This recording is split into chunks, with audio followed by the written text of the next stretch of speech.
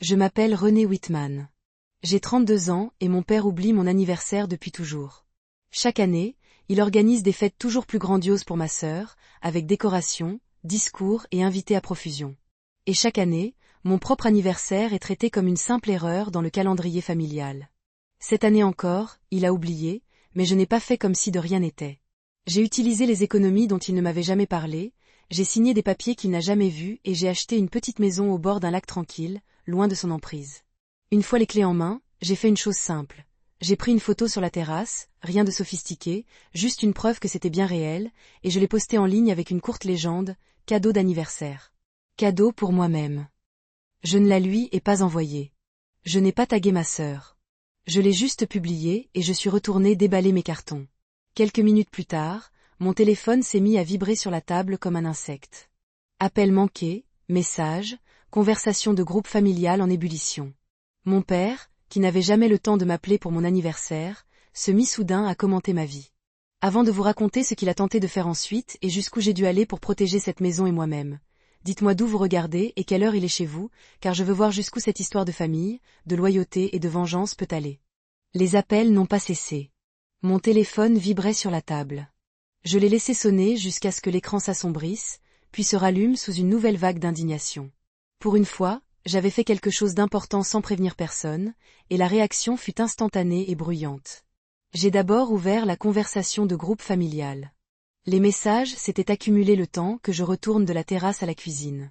Des captures d'écran de ma publication étaient affichées dans la conversation, entourées et commentées comme s'il s'agissait de preuves dans une affaire judiciaire. Personne ne m'a demandé où j'étais ni si j'étais en sécurité.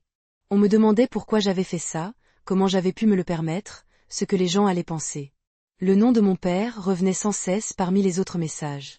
Il écrivait à quel point cela paraissait irresponsable, à quel point cela le faisait passer pour un ingrat après tout ce qu'il avait fait pour nous. Il mentionnait les invitations déjà imprimées pour la prochaine fête de ma sœur, les invités qu'il allait devoir affronter, l'image d'une famille unie qu'il avait peaufinée pendant des années. Ma maison au bord du lac était, selon lui, une brèche dans ce tableau. Ma sœur y ajouta sa propre version de l'inquiétude. Elle me demanda si j'allais mal, suggéra que je réagissais peut-être mal, me rappela que les décisions financières importantes devaient être discutées en famille. Il n'y avait rien de doux dans ses propos. Cela ressemblait moins à de l'inquiétude qu'à de l'agacement que j'ai dévié du scénario prévu la semaine où son événement était censé monopoliser toutes les conversations. Je fis défiler lentement la conversation, sentant quelque chose se déchirer en moi. Pendant des années, j'avais lu des messages comme ceux-ci et les avais interprétés comme un devoir. Je m'étais empressé d'expliquer, d'adoucir, de dissimuler tout ce qui les mettait mal à l'aise. Me tenant là, dans ma propre cuisine, dans une maison qui existait parce que j'avais, en silence, cru en moi. J'ai interprété leurs paroles différemment. Leur panique n'était pas dirigée contre moi, mais contre mon besoin de contrôle. Quand mon père a finalement appelé directement, j'ai laissé sonner 2 fois avant de répondre. Il ne m'a pas souhaité un joyeux anniversaire. Il n'a pas posé de questions sur la maison. Il a immédiatement exigé des explications. Pourquoi avais-je fait un tel achat sans le consulter? Pourquoi l'avais-je annoncé publiquement? Pourquoi avais-je choisi ce moment précis, juste avant la fête de ma sœur? Je n'ai pas mentionné mes économies, mes années d'heures supplémentaires, ni les préparatifs minutieux. Je lui ai simplement dit que la maison était à moi, que l'argent était à moi et que la décision était prise. Le silence qui a suivi en disait plus long que toutes ses paroles. Il n'était pas habitué à ce que des décisions soient prises d'avance, sans son accord. Il a ensuite changé de sujet. Il m'a rappelé les attentes familiales, tous les efforts qu'il avait déployés pour les moments importants de ma sœur, et combien il était crucial que nous affichions tous une image irréprochable. Il a dit que les gens parleraient. Il a dit que je compliquais les choses inutilement. Un instant, j'ai failli retomber dans mes vieilles habitudes. L'envie d'apaiser la situation m'a envahi automatiquement, comme un réflexe.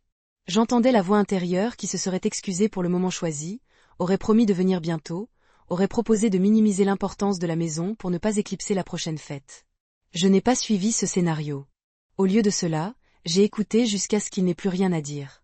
Puis je lui ai dit que je comprenais ce qu'il ressentait et que je ne changerais rien.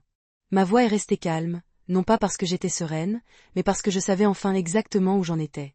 J'ai raccroché avant qu'il ne puisse changer de sujet, j'ai posé le téléphone et j'ai remarqué que mes mains ne tremblaient pas. Leur indignation était bien là, comme prévu. Ce à quoi ils ne s'attendaient pas, c'est que cette fois, je ne les aiderais pas à la contenir. Quand le bruit de mon téléphone s'est enfin estompé, les souvenirs ont pris le dessus. Debout dans cette cuisine, je sentais les années défiler derrière moi comme une rangée de portes closes. Chacune d'elles ramenait au même schéma.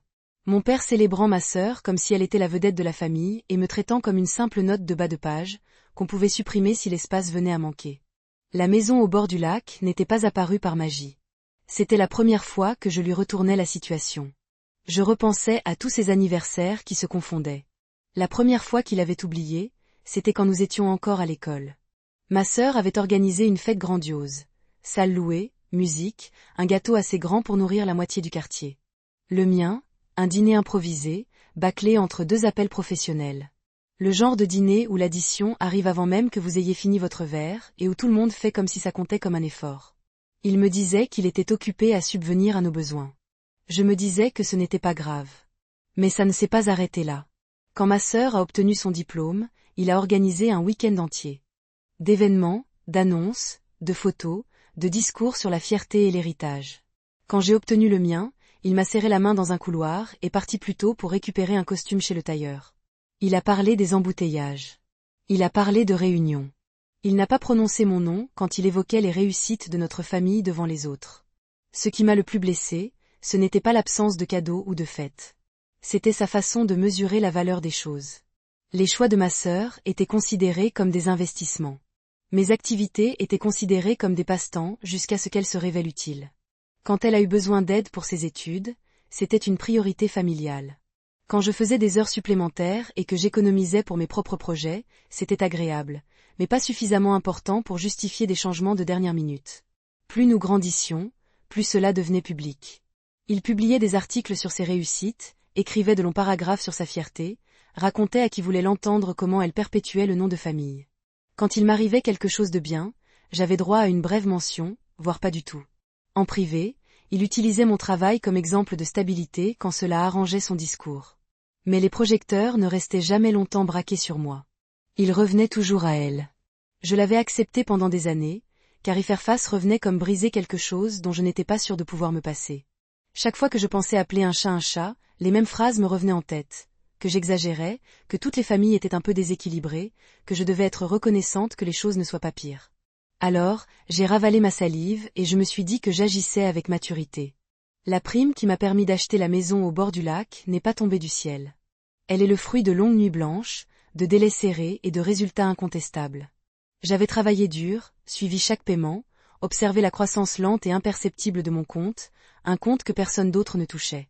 Mon père ne s'était jamais soucié de savoir comment je gérais mes finances. Il supposait que s'il avait besoin de quelque chose, je serais là pour le lui fournir. Or, pour la première fois, cette supposition lui avait coûté quelque chose qui lui était cher. Pas de l'argent, pas une facture, mais son histoire, celle où il était l'architecte de la vie de chacun, celle où ma sœur brillait et où je restais juste assez en retrait pour que le tableau paraisse équilibré. Une maison achetée sans lui, dans un endroit qu'il n'avait jamais choisi, était plus qu'un achat. C'était un refus. En déballant la vaisselle et en rangeant les serviettes dans de nouveaux tiroirs, j'ai compris la violence de sa réaction. La maison au bord du lac ne symbolisait pas seulement la distance. Elle était une preuve. La preuve que je pouvais construire quelque chose d'important sans son aide, et que j'étais prête à y apposer mon nom publiquement. La preuve que sa version de la famille n'était plus la seule visible aux yeux du public.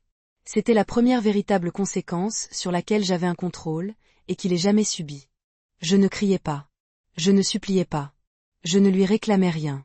Je vivais simplement de manière à ne plus protéger son image au prix de ma propre santé mentale. Pour la première fois de ma vie, mon absence de son scénario était flagrante, et il savait que tout le monde la voyait. La vague suivante est venue d'une autre direction. Elle ne m'a pas frappé directement par mon propre écran. Elle m'est parvenue par l'intermédiaire de personnes qui, la plupart du temps, se tenaient à distance des drames familiaux. Un collègue m'a envoyé un bref message pour savoir si tout allait bien à la maison. Un cousin, avec qui je n'avais pas parlé. Depuis des mois a aimé la photo de la maison, puis m'a envoyé un message privé, mi-soutien, mi-curieux. C'est ainsi que j'ai su que mon père avait commencé à parler. Il n'aimait pas paraître déraisonnable, alors il ne s'exprimait jamais avec colère en présence de personnes extérieures. Il présentait ses propos comme de l'inquiétude. D'après ce qu'on m'a raconté, il s'inquiétait de mes choix impulsifs, craignait que je sois dépassée par les événements, et était blessé que je l'ai repoussé après tout ce qu'il avait fait pour moi. Aucune de ces phrases ne lui ressemblait. On aurait dit un discours soigneusement préparé pour un public. Et pour une fois, je n'en faisais pas partie. Pendant des années, il avait utilisé ce ton pour garder le contrôle. Calme, rationnel, déçu. Rire. Maintenant, il l'utilisait avec les autres pour se construire une image, où il était le père patient et moi la fille instable en quête de repères. Plus j'en entendais parler indirectement, plus le schéma devenait clair. Ma maison n'était pas qu'une simple imperfection dans son image. C'était une menace pour le rôle qu'il s'était forgé. L'argent est ensuite entré en scène. Je l'ai vu dans un message transmis par un proche, qui savait encore reconnaître une limite franchie. Mon père suggérait que, puisque j'avais assez d'économies pour acheter une maison au bord d'un lac, je devrais prendre en charge une grande partie des frais de la fête organisée pour ma sœur. La somme qu'il a mentionnée était conséquente. Cela aurait anéanti la majeure partie de la sécurité que j'avais construite, ce filet de sécurité qui me permettait de m'éloigner de sa vision des choses. Il ne me l'a pas demandé directement. Il a confié ses attentes à d'autres personnes et a attendu que la pression finisse par m'atteindre. C'était une tactique qu'il connaissait bien, mais cette fois, j'observais de l'extérieur, au lieu d'être au cœur de la scène. Cette distance a tout changé. Au lieu de lui expliquer pourquoi sa demande était injuste, je me suis posé une autre question.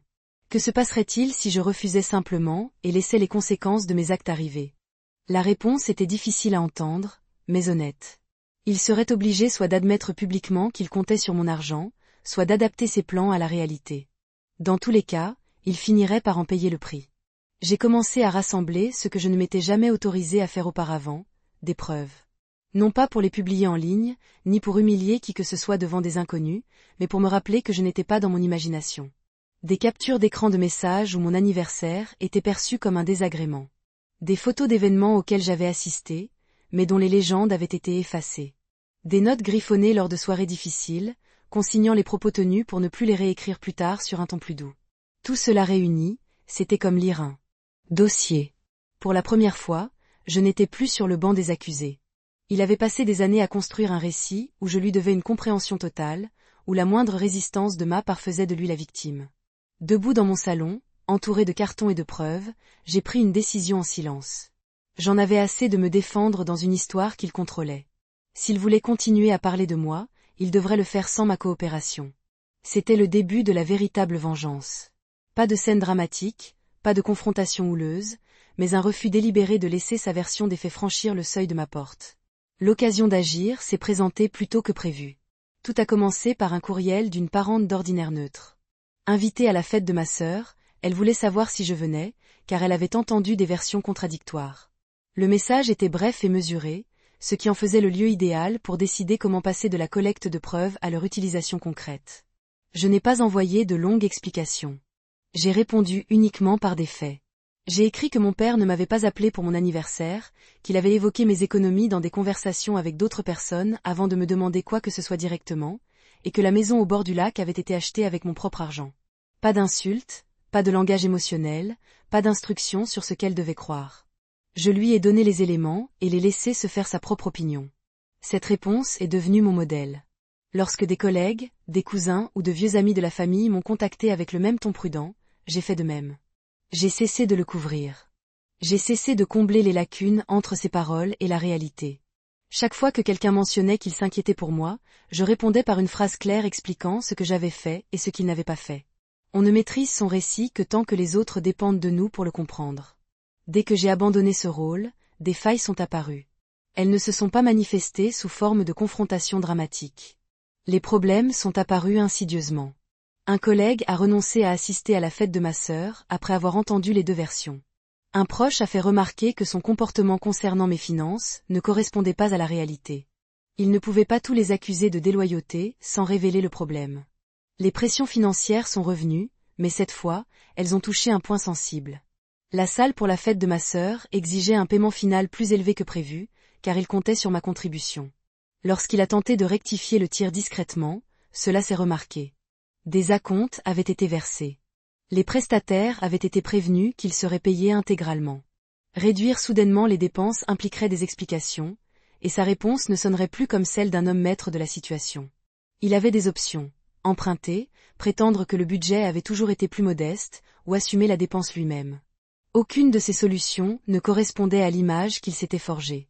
Pour la première fois, il devait choisir entre sa fierté et son confort. Je n'étais pas là pour assister à la scène, mais j'en ai tout de même eu connaissance. Un changement de dernière minute à la liste des invités, un menu moins raffiné, rire étouffé. Quelqu'un qui remarque qu'il a paru tendu toute la soirée au lieu d'être triomphant. Des petits détails, certes, mais mis ensemble, ils formaient un tableau que je n'avais jamais vu auparavant. Une soirée centrée sur ma sœur, mais qui ne ressemblait pas à une victoire éclatante pour lui. Pendant ce temps, ma vie ne s'est pas effondrée comme il avait laissé entendre si je m'écartais du droit chemin. La maison est devenue un foyer. J'ai appris où trouver ce dont j'avais besoin en ville et quel visage je pouvais m'attendre à voir chaque semaine. Mon travail est resté stable. Mes comptes ont évolué dans le sens que j'avais prévu, épargnés par les urgences des autres. Ce contraste était une forme de justice en soi. Plus je gagnais en stabilité, plus son discours paraissait bancal. Un parent autoritaire ne peut pas vous traiter d'imprudent indéfiniment, sans que les gens ne commencent à comparer les mots et les actes. Me voilà, vivant tranquillement, payant mes factures, sans faire de mal à personne. Lui, il se ruinait pour les apparences, utilisant la réputation des autres pour se mettre en valeur. Je ne l'ai pas démasqué par une révélation spectaculaire. J'ai fait quelque chose de bien plus dangereux pour sa vision des choses. J'ai laissé la vérité éclater au grand jour et j'ai refusé de la dissimuler.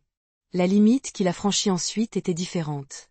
Elle n'est pas venue par le biais de proches, de conversations de groupe ou de chuchotements. Elle est arrivée dans ma boîte mail professionnelle, glissée dans un courriel de ma responsable. L'objet était neutre, de ceux qui dissimulent généralement les informations de routine. Le contenu, lui, ne l'était pas. En pièce jointe se trouvait un message que mon père avait envoyé à l'adresse de contact général de l'entreprise, demandant à parler à une personne en position d'autorité au sujet de mes récentes décisions.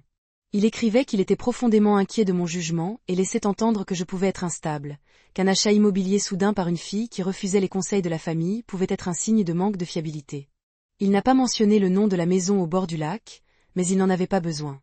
Il a présenté cela comme un avertissement, comme si le fait de nuire à ma carrière allait me ramener sous son emprise. Ma responsable ne lui a pas répondu. Elle me l'a transféré avec un bref message me demandant si tout allait bien de mon côté et si je souhaitais consigner officiellement cet échange. Elle ne semblait pas ébranlée. Elle paraissait offensée pour moi.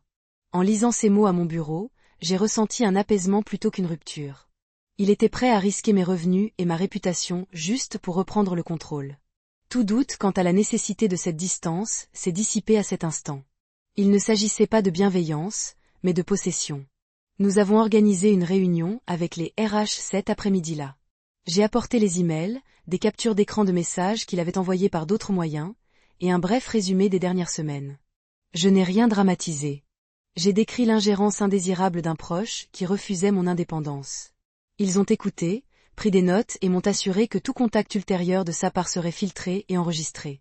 Cette conversation a créé des preuves irréfutables que mon père ne pourrait pas effacer. Les conséquences pour lui ont commencé discrètement. Un associé principal, ayant vu l'email, a reconnu son nom lors d'événements passés et a fait remarquer qu'il était malvenu de saper l'autorité de son propre enfant adulte par écrit. Une autre personne, ayant entendu sa version des faits, m'a demandé, dans un cadre professionnel, si j'avais besoin d'aide pour gérer des proches possessifs. L'image qu'il avait passé des années à peaufiner s'est fissurée là où il s'y attendait le moins, parmi des personnes dont il appréciait le respect. Je n'ai pas insisté. Je n'ai pas partagé de capture d'écran en dehors des canaux requis. Je ne l'ai pas averti que son courriel s'était retourné contre lui. Le laisser croire que son geste était passé inaperçu faisait partie de la justice. Il avait jeté une pierre à un édifice dont il pensait que j'avais plus besoin que lui. L'édifice a tenu bon. C'est son geste qui a été remarqué. De retour chez moi, mes décisions sont devenues encore plus simples. Je l'ai retiré des formulaires de contact d'urgence. J'ai mis à jour les documents qui indiquaient encore la maison familiale comme adresse de repli. J'ai fermé toutes les portes qu'il aurait pu utiliser pour s'immiscer dans ma vie sans mon consentement. Rien de tout cela n'a été fait en vain. Tout était définitif. La dernière étape m'incombait, et je l'ai franchie délibérément. J'ai écrit un message à la liste de diffusion de la famille élargie, celle-là même qui diffusait depuis des années les annonces des fêtes de ma sœur. J'ai expliqué que j'avais longtemps été ignorée et exploitée, que les agissements récents avaient franchi la ligne rouge et constitué un préjudice direct, et que je choisissais de rompre tout contact avec mon père et quiconque tentait de parler en son nom. Je n'ai pas cherché la compréhension. Je n'ai pas cherché à débattre. J'ai conclu par une simple phrase, « Je vous souhaite le meilleur, même de loin, et je ne ferai plus partie de cette dynamique. » Puis j'ai cliqué sur « Envoyer », bloqué les numéros nécessaires et suis sorti. Le lac était calme ce soir-là. Pour la première fois, le silence qui m'entourait ne m'a pas semblé imposé. J'avais l'impression de l'avoir conquis. Quelques mois après l'envoi de ce dernier courriel, ma vie ne ressemblait plus du tout à ce que mon père avait prévu. La distance a été maintenue. Personne n'a essayé de m'impliquer dans des conversations parallèles, ni de négocier en son nom. Les proches qui ont répondu ont été brefs. Certains ont admis avoir remarqué ce comportement depuis des années. D'autres se sont discrètement retirés. Le silence qui a suivi n'était pas un test pour voir jusqu'où je pourrais céder. C'était la reconnaissance que je ne céderais pas. Les nouvelles de mon père me parvenaient au compte-gouttes. Un contact professionnel a confié à un de mes collègues avoir entendu parler du courriel que mon père avait envoyé à mon entreprise et que cela faisait mauvaise impression. Un vieux voisin a dit à un cousin que ses blagues sur les enfants difficiles étaient mal reçues. Personne ne l'a confronté. On a simplement cessé de le considérer comme l'autorité suprême en matière de filles. Un discours ou un chèque généreux ne suffisait pas à changer cela. Au sein de la famille aussi, les choses ont changé. Ma sœur, qui avait toujours été sous son meilleur jour, a commencé à se rendre compte de la superficialité de son image. Quand on entendait parler de ses nouveaux projets, on acquiesçait plus automatiquement. On me demandait où j'habitais, comment j'allais, si les choses étaient vraiment aussi simples qu'il le laissait entendre. Pour la première fois, son récit présentait des incohérences flagrantes, et je n'étais pas là pour les combler. Je ne me suis pas empressée d'expliquer. Quand on s'adressait directement à moi, je répondais toujours de la même manière. Je décrivais ce que j'avais fait, ce qu'il avait fait et où se situaient désormais mes limites. Sans insulte ni exagération, juste les faits. Sans m'en rendre compte, j'avais cessé d'être son bouclier pour devenir un miroir qu'il ne pouvait contrôler. De l'extérieur, ma vie paraissait presque ennuyeuse, ce qui était un luxe. Je travaillais, payais les factures, réparais les petites choses à la maison, et j'avais appris à qui m'adresser en cas de problème que je ne pouvais pas régler seule. Je me suis fait des amis qui me connaissaient comme la femme au bord du lac, toujours ponctuelle et fidèle à sa parole. Rire, ils se fichaient de qui était mon père.